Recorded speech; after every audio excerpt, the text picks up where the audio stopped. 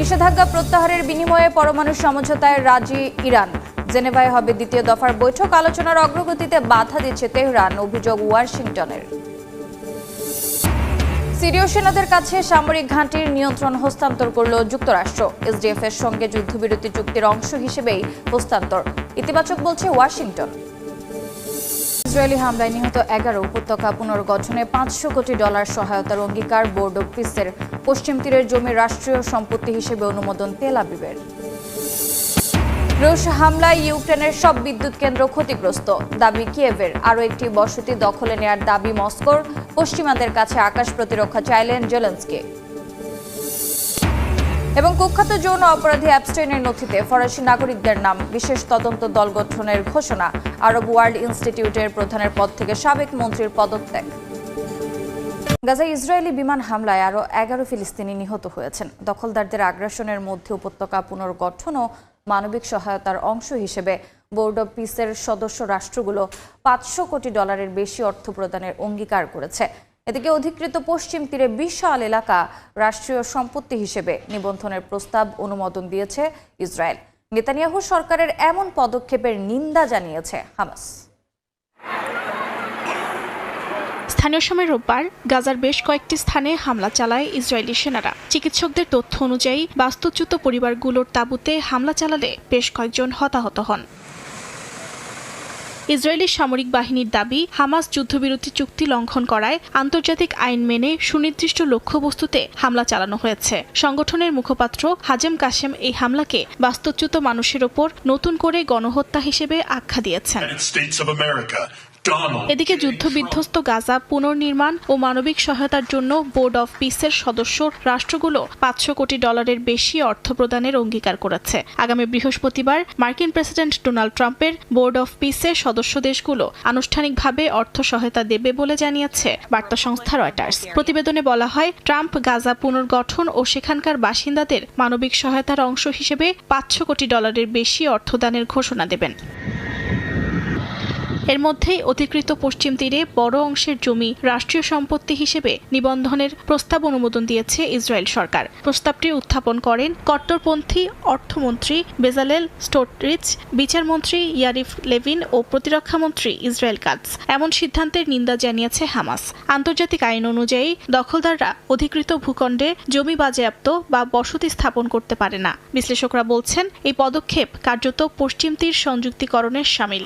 Syria সীমান্ত এলাকায় ইসরায়েলের বিমান হামলায় অন্তত 4 জন নিহত হয়েছেন। লেবাননের জনস্বাস্থ্য মন্ত্রণালয় জানিয়েছে, স্থানীয় সময় সোমবার ভোরে সীমান্তের কাছে মাজদাল আনজার এলাকায় একটি গাড়িতে হামলা চালানো হয়। বৈরুতের রাষ্ট্রীয় বার্তা সংস্থা বলছে, নিহতদের একজন সিরীয় নাগরিক। হামলার কথা স্বীকার করেছে ইসরায়েলি বাহিনী। তাদের দাবি, লেবাননে থাকা প্যালেস্টাইন ইসলামিক জিহাদ PIJ সদস্যদের লক্ষ্য করে এই হামলা চালানো হয়েছে। তবে এ বিষয়ে তাৎক্ষণিকভাবে কোনো মন্তব্য করেনি গোষ্ঠীটি।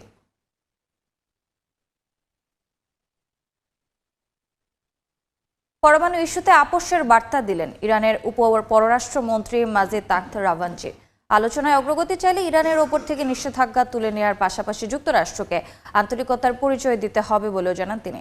তবে পাল্টা অভিযোগ করে ওয়াশিংটন জানায়, আলোচনার অগ্রগতিতে বাধা দিচ্ছে তেহরানি। নতুন করে মাত্রা পাচ্ছে ইরান যুক্তরাষ্ট্র পরমাণু আলোচনা। ব্রিটিশ সংবাদ মাধ্যম বিবিসিকে দেয়া এক সাক্ষাৎকারে ইরানের উপপররাষ্ট্রমন্ত্রী মজিদ তাখত রাভানজি বলেন, যুক্তরাষ্ট্র নিষেধাজ্ঞা প্রত্যাহার ইস্যুতে আলোচনা করতে রাজি হলে ইরান পারমাণবিক বিষয়ে কথা বলতে প্রস্তুত। তবে চুক্তি করতে হলে যুক্তরাষ্ট্রকে অবশ্যই আন্তরিকতার প্রমাণ দিতে হবে বলেও জানান তিনি। যদিও ওয়াশিংটনের অভিযোগ, আলোচনার অগ্রগতিতে বাধা দিচ্ছে তেহরানি। ফেব্রুয়ারির শুরুতে ওমানের মাস্কটে বৈঠকে বসে দুই পক্ষ। আলোচনা ইতিবাচক পথে হাঁটলেও তেমন কোনো সমাধান আসেনি। বৈঠকে 60% ইউরেনিয়াম তরল করার প্রস্তাব দেয় ইরান। যদিও দেশটির কাছে 400 কেজির বেশি উচ্চমাত্রা সমৃদ্ধ ইউরেনিয়াম রয়েছে। বাকি ইউরেনিয়াম বিদেশে পাঠানো হবে কিনা তা এখনই বলার সময় হয়নি বলে জানান তাখত রাভানজি। এ সময় দ্বিতীয় দফার আলোচনা আগামী মঙ্গলবার জেনেভায় অনুষ্ঠিত হবে বলেও জানান তিনি। আলোচনার মূল বিষয় পরমাণু ইস্যুই থাকতে হবে। ক্ষেপণাস্ত্র কর্মসূচি বা আঞ্চলিক মিত্রদের বিষয়ে কোনো আলোচনা হবে না বলে জানায় তেহরান। শূন্য মাত্রার সমৃদ্ধকরণ ইস্যু আলোচনায় আর নেই বলেও দাবি ইরানের। কূটনৈতিক আলোচনার মধ্যেই যুদ্ধের প্রস্তুতি জোরদার করছে ওয়াশিংটন। মার্কিন কর্মকর্তা জানান, 1 সপ্তাহের মধ্যেই মধ্যপ্রাচ্যে পৌঁছাতে পারে দ্বিতীয় মার্কিন বিমানবাহী রণতরী। রাশিয়ার একটি তেল শোধনাগারে হামলার দাবি করেছে ইউক্রেনীয় সেনারা। ইউক্রেনের আরও একটি গ্রাম নিজেদের দখলে নেয়ার কথা জানিয়েছে রুশ সেনারা। মস্কোর হামলায় ইউক্রেনের একটি বিদ্যুৎ কেন্দ্র অক্ষত নেই বলে দাবি করেছেন প্রেসিডেন্ট ভলোদিমির জেলেনস্কি। পশ্চিমা মিত্রদের কাছে দ্রুত আকাশ প্রতিরক্ষা ব্যবস্থা সরবরাহের আহ্বান জানান তিনি। এদিকে ইউক্রেনের সাবেক জ্বালানি মন্ত্রী জার্মান গালুশচেঙ্কো দেশ ছাড়ার চেষ্টা করার সময় আটক হয়েছেন। স্থানীয় সময় রোববার রাশিয়ার একটি তেল শোধনাগারে হামলা চালানোর দাবি করে ইউক্রেন। রাশিয়ার সামরিক ও অর্থনৈতিক সক্ষমতা দুর্বল করতেই এই হামলা চালানো হয় বলে দাবি কিয়েভের। তেল শোধনাগারটি কৃষ্ণসাগর তীরবর্তী তামান বন্দরের কাছে অবস্থিত, যেখান থেকে রাশিয়ার তেল, কয়লা ও শস্য রফতানি হয়। ওডেসায় রুশ ড্রোন হামলায় বেশ কয়েকজন হতাহত হন। একই দিন ইউক্রেনের ঝাপোরিঝিয়া অঞ্চলের তোজভিদকোভে গ্রাম নিজেদের দখলে নেয়ার দাবি করে রুশ সেনারা। রাশিয়ার প্রতিরক্ষা মন্ত্রণালয় জানায়, দক্ষিণাঞ্চল ও সীমান্তবর্তী অঞ্চলে ৮৮টি ইউক্রেনীয় ড্রোন ভূপাতিত করা হয়। রাশিয়ার ব্রিয়ান্স্ক অঞ্চলে ইউক্রেনীয় সেনাদের হামলায় হতাহতের ঘটনা ঘটে বলেও জানায় মস্কো। এদিকে মিউনিখ নিরাপত্তা সম্মেলনে প্রেসিডেন্ট ভলোদিমির জেলেনস্কি দাবি করেন, রুশ হামলায় ইউক্রেনের একটি বিদ্যুৎ কেন্দ্র অক্ষত নেই। তিনি রুশ প্রেসিডেন্ট পুতিনকে যুদ্ধের দাস আখ্যা দেন। পাশাপাশি পশ্চিমা মিত্রদের কাছে দ্রুত আকাশ প্রতিরক্ষা ব্যবস্থা সরবরাহের আহ্বান জানান। রাশিয়া ও ইউক্রেনের মধ্যে বর্তমানে চলমান আঞ্চলিক ছাড়ের আলোচনার সঙ্গে ১৯৩৮ সালের মিউনিখ চুক্তির তুলনা করেন জেলেনস্কি। দ্বিতীয় বিশ্বযুদ্ধ শুরুর ১ বছর আগে তৎকালীন ইউরোপীয় শক্তিগুলো হিটলারকে চেকোস্লোভাকিয়ার একটি অংশ ছেড়ে দিতে বাধ্য করেছিল। জেলেনস্কি সতর্ক করে বলেন, ইউক্রেনকে বিভক্ত করে এই যুদ্ধ স্থায়ীভাবে বন্ধ করা যাবে না। তিনি বলেন, কার্যকরী নিরাপত্তা নিশ্চিতকরণই কেবল ভবিষ্যতে রাশিয়ার আগ্রাসন বন্ধ করতে পারে। এমন পরিস্থিতির মধ্যেই ইউক্রেনের সাবেক জ্বালানি মন্ত্রী জার্মান গালুশচেঙ্কো দেশ ছাড়ার চেষ্টা করার সময় আটক হয়েছেন। দুর্নীতি কেলেঙ্কারিতে নাম জড়ানোর পর গেল বছর তাকে পদ ছাড়তে হয়। দেশটির জাতীয় দুর্নীতি দমন ব্যুরো ন্যাবু জানায়, সীমান্ত অতিক্রমের সময় তাকে আটক করা হয়। গেল নভেম্বরে তার বিরুদ্ধে প্রায় $100 মিলিয়ন অর্থ আত্মসাতের অভিযোগ সামনে আসে। পাশাপাশি বিপুল অঙ্কের অর্থ বিদেশে পাচার করা হয়েছে বলেও অভিযোগ রয়েছে। মার্কিন সেনাদের কাছ থেকে সিরিয়ার উত্তর পূর্বাঞ্চলের আল সাদ্দাদি সামরিক ঘাঁটির নিয়ন্ত্রণ নিয়েছে সিরীয় সেনারা। যুক্তরাষ্ট্রের সেনা প্রত্যাহারের পর কুর্দি নেতৃত্বাধীন বাহিনীর সঙ্গে হওয়া যুদ্ধবিরতি চুক্তির অংশ হিসেবে এই হস্তান্তর সম্পন্ন হয়েছে। যুদ্ধবিরতি চুক্তির অগ্রগতি ইতিবাচক পথে এগোচ্ছে বলে জানিয়েছেন যুক্তরাষ্ট্রের পররাষ্ট্রমন্ত্রী মার্কো রুবিও।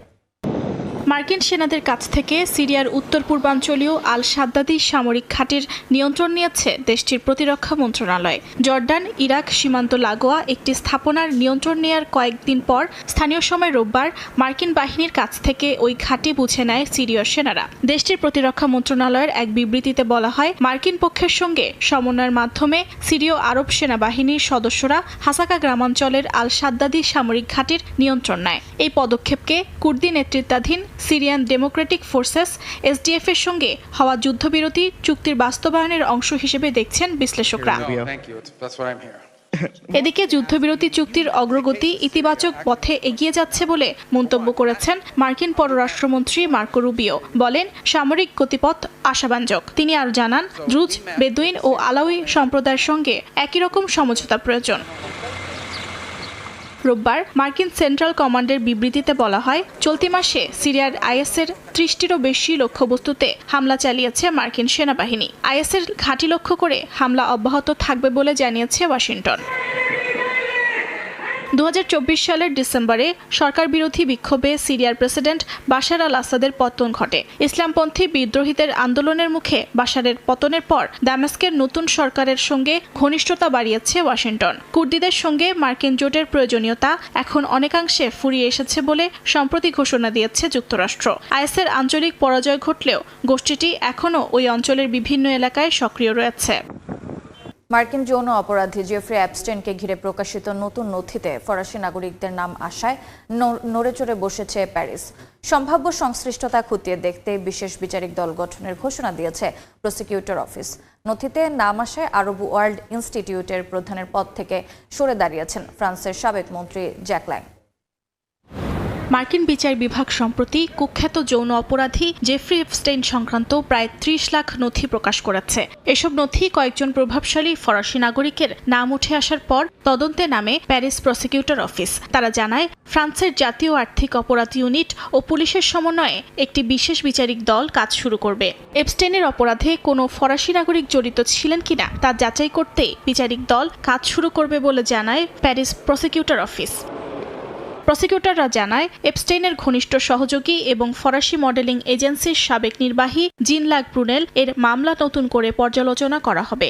পাশাপাশি ফরাসি পররাষ্ট্র মন্ত্রণালয়ের অনুরোধে জ্যেষ্ঠ কূটনীতিক সংক্রান্ত নথিতে নাম আসার পর ফ্রান্সের সাবেক মন্ত্রী জ্যাক ল্যাং আরব ওয়ার্ল্ড ইনস্টিটিউটের প্রধানের পদ থেকে সরে দাঁড়িয়েছেন। 2026 সালে এপস্টাইন প্রতিষ্ঠিত একটি অফশোর কোম্পানিতে নথিতে নিজের নাম থাকায় বিস্ময় প্রকাশ করে সব অভিযোগ অস্বীকার করেছেন তিনি। ল্যাং ও তার মেয়ে ক্যারোলিন ল্যাং এর বিরুদ্ধে কর ফাঁকি ও অর্থ পাচারের অভিযোগে প্রাথমিক তদন্ত চলছে।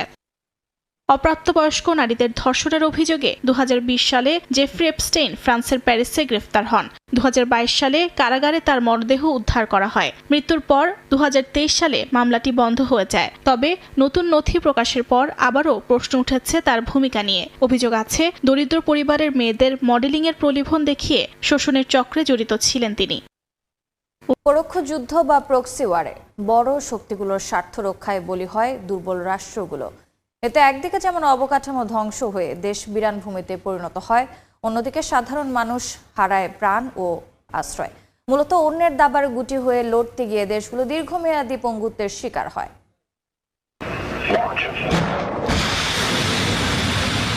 যুদ্ধ মানে এখন সম্মুখ সমর নয়। বিশ্ব মানচিত্রে এখন যাদের যুদ্ধ লড়তে দেখছি, তারা কি আসলেই মূল প্রতিপক্ষ, নাকি তারা শক্তিশালী কোনো মোড়লের দাবার খুঁটি মাত্র? প্রক্সি ওয়ার বা পরোক্ষ যুদ্ধে অস্ত্র একজনের, অর্থ আরেকজনের, আর রক্ত ঝরে কেবল তৃতীয় কোনো দেশের সাধারণ মানুষের। সহজ কথায় বলতে গেলে প্রক্সি ওয়ার হলো এমন এক যুদ্ধ যেখানে বড় কোনো শক্তি সরাসরি নিজে না লড়ে অন্য কোনো দেশ বা সশস্ত্র গোষ্ঠীকে ব্যবহার করে। কারণ সরাসরি যুদ্ধে নামা মানে পারমাণবিক ঝুঁকি, আকাশচুম্বী খরচ আর নিজ দেশের জনগণের অসন্তোষ। তাই অন্যের কাঁধে বন্দুক রেখে শিকার করার মতো নিরাপদ রাস্তা বেছে নেয় মোড়লরা। বর্তমান বিশ্বে প্রক্সি ওয়ারের সবচেয়ে বড় উদাহরণ হতে পারে ইউক্রেন। এখানে লড়াই করছে রাশিয়া ও ইউক্রেন, কিন্তু ইউক্রেনের হাতে যে অস্ত্র আর অর্থ তার যোগান দিচ্ছে ন্যাটো ও যুক্তরাষ্ট্র। লক্ষ্য একটাই, রাশিয়াকে সরাসরি আক্রমণ না করেও তাদের সামরিক শক্তিকে পঙ্গু করে দেওয়া। আবার মধ্যপ্রাচ্যে সিরিয়া বা ইয়েমেনের গৃহযুদ্ধ শুধু ক্ষমতার লড়াই না, সেখানে একদিকে ইরানের সমর্থনপুষ্ট গোষ্ঠী, অন্যদিকে পশ্চিমা বা আঞ্চলিক শক্তির মদতপুষ্ট পক্ষ। এই স্বার্থের সংঘাতের বলি হচ্ছে কেবল সেই মাটির সাধারণ মানুষ। প্রক্সি ওয়ারের সবচেয়ে ভয়ঙ্কর দিক হলো এই যুদ্ধ সহজে থামে না। কারণ যারা লড়ছে তাদের হাতে যুদ্ধ থামানোর চাবি নেই, আর যারা চাবি ধরে আছে তাদের মাটিতে রক্ত ঝরছে না। ফলে একটি সাজানো দেশ মুহূর্তেই বিরানভূমিতে পরিণত হয়। আফগানিস্তান থেকে শুরু করে লিবিয়া, মোড়লদের দাবার খুঁটি হয়ে যারাই লড়েছে, দিন শেষে তারাই ধ্বংসস্তূপে পরিণত হয়েছে। যুক্তরাষ্ট্রের রাজনৈতিক সংস্কৃতিতে শিষ্টাচার ও দায়িত্ববোধ হারিয়ে গেছে বলে মন্তব্য করেছেন দেশটির সাবেক প্রেসিডেন্ট বারাক ওবামা। তাকে ও তার স্ত্রীকে নিয়ে বর্তমান প্রেসিডেন্ট ডোনাল্ড ট্রাম্পের বর্ণবিদ্বেষী ভিডিও শেয়ারের প্রতিক্রিয়ায় এ কথা বলেন তিনি। রাজনৈতিক বক্তব্যে লজ্জাবোধ ও শালীনতার অভাব নিয়ে উদ্বেগ প্রকাশ করেন ওবামা। এমনকি মিনেসোটায় আইসির অভিযানকে স্বৈরাচারী কর্মকাণ্ডের সঙ্গে তুলনা করেন সাবেক মার্কিন প্রেসিডেন্ট।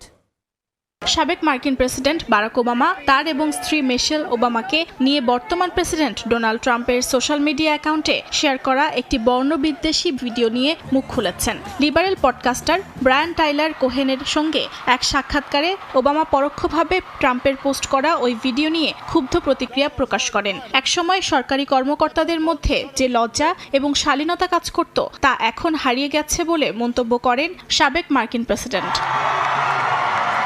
বারাক ওবামা বলেন, যুক্তরাষ্ট্রের রাজনৈতিক কথাবার্তা এমন এক নিষ্ঠুরতার পর্যায়ে নেমে গেছে যা আগে দেখা যায়নি। ট্রাম্পের নাম সরাসরি উল্লেখ না করে ওবামা বলেন, অধিকাংশ যুক্তরাষ্ট্রের নাগরিক এ ধরনের আচরণকে গভীরভাবে উদ্বেগজনক বলে মনে করেন। তার ভাষায়, সামাজিক যোগাযোগ মাধ্যম ও টেলিভিশনে এক ধরনের বিদ্রুপাত্মক প্রদর্শনী চলছে এবং যাদের আগে শালীনতা ও দায়িত্ববোধের প্রত্যাশা করা হতো, তাদের মধ্যেও এখন সে বোধের ঘাটতি দেখা যাচ্ছে।